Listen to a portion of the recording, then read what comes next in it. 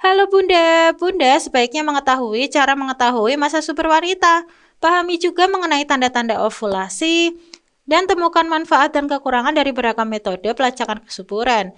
Memahami ritme tubuh adalah awal yang penting bagi seorang wanita dalam mencapai konsepsi yang berhasil. Satu dari ritme tersebut adalah masa subur atau ovulasi.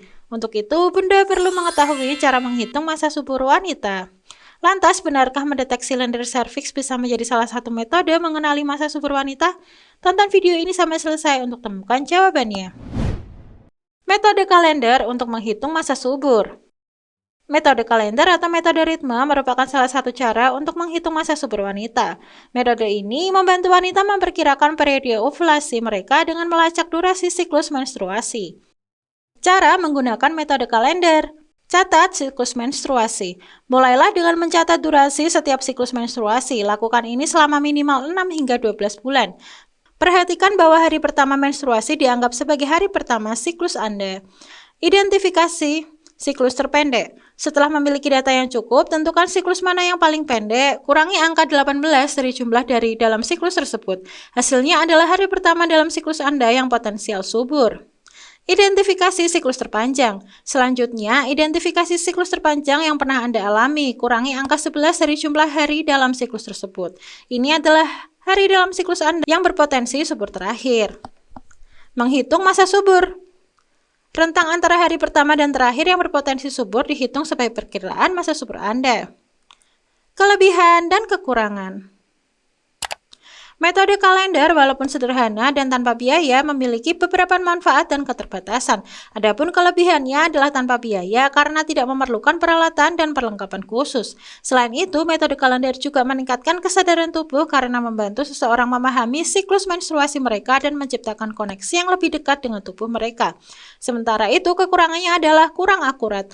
Ovulasi bisa sangat bervariasi dari siklus ke siklus, bahkan untuk wanita yang memiliki siklus menstruasi teratur. Variasi tersebut menunjukkan potensi ketidakakuratan metode kalender dan mengapa metode ini harus digunakan bersamaan dengan metode kesadaran kesuburan lainnya untuk hasil yang lebih optimal. Metode suhu tubuh basal. Cara menghitung masa subur wanita lainnya adalah dengan menggunakan metode suhu tubuh basal. Metode suhu tubuh basal atau BBT melibatkan pelacakan suhu istirahat tubuh Anda untuk mengidentifikasi peningkatan kecil dan berkelanjutan yang biasanya terjadi setelah ovulasi. Metode ini membutuhkan pemantauan harian yang teliti. Cara menggunakan. Ukur suhu. Setiap pagi sebelum bangun dari tempat tidur, ukur suhu Anda dengan termometer basal digital. Termometer ini cukup sensitif untuk mengukur perubahan kecil suhu tubuh. Catat suhu. Setelah itu, Bunda harus mencatat suhu setiap hari dan gambarkan pembacaan ini pada grafik BBT atau gunakan aplikasi kesuburan. Dengan pelacakan yang konsisten, Bunda akan mulai melihat pola. Identifikasi pergeserannya. Kenaikan suhu yang berkelanjutan sekitar 0,2 hingga 0, derajat Celcius biasanya menunjukkan bahwa ovulasi telah terjadi. Pergeseran ini harus bertahan selama setidaknya 3 hari untuk memastikan ovulasi. Perlu diingat, metode BBT hanya dapat memastikan bahwa ovulasi telah terjadi. Metode ini tidak dapat memprediksi kapan ovulasi akan terjadi. Untuk pembuahan, hubungan seksual idealnya dilakukan pada hari-hari sebelum kenaikan suhu ini. Metode lendir serviks. Metode lendir serviks melibatkan pengamatan perubahan lendir serviks selama siklus menstruasi untuk memperkirakan masa subur. Cara. Periksa lendir serviks setiap hari. Anda bisa melakukan dengan mengusap area tersebut dengan kertas toilet sebelum buang air kecil atau dengan memasukkan jari bersih ke dalam vagina dan kemudian memeriksa lendirnya. Identifikasi perubahan. Setelah menstruasi, Bunda mungkin mengalami beberapa hari kering dengan sedikit atau tanpa lendir. Kemudian Bunda mungkin akan melihat peningkatan lendir yang semakin basah, licin, dan elastis. Lendir paling subur seringkali mirip dengan putih telur mentah. Lacak lendir. Catat pengamatan setiap hari dalam bagian atau aplikasi. Kehadiran lendir yang licin mirip putih telur biasanya menandakan ovulasi mendekat dan waktu yang optimal untuk berhubungan seks atau pembuahan. Sebelum lanjut, tulis di kolom komentar kalau Bunda punya pertanyaan atau saran. Kelebihan dan kekurangan. Kelebihan dari cara menghitung masa subur wanita menggunakan metode lendir serviks yaitu gratis. Metode ini tidak memerlukan alat atau perlengkapan khusus sehingga dapat diakses oleh semua orang. Mengindikasi ovulasi mendekat.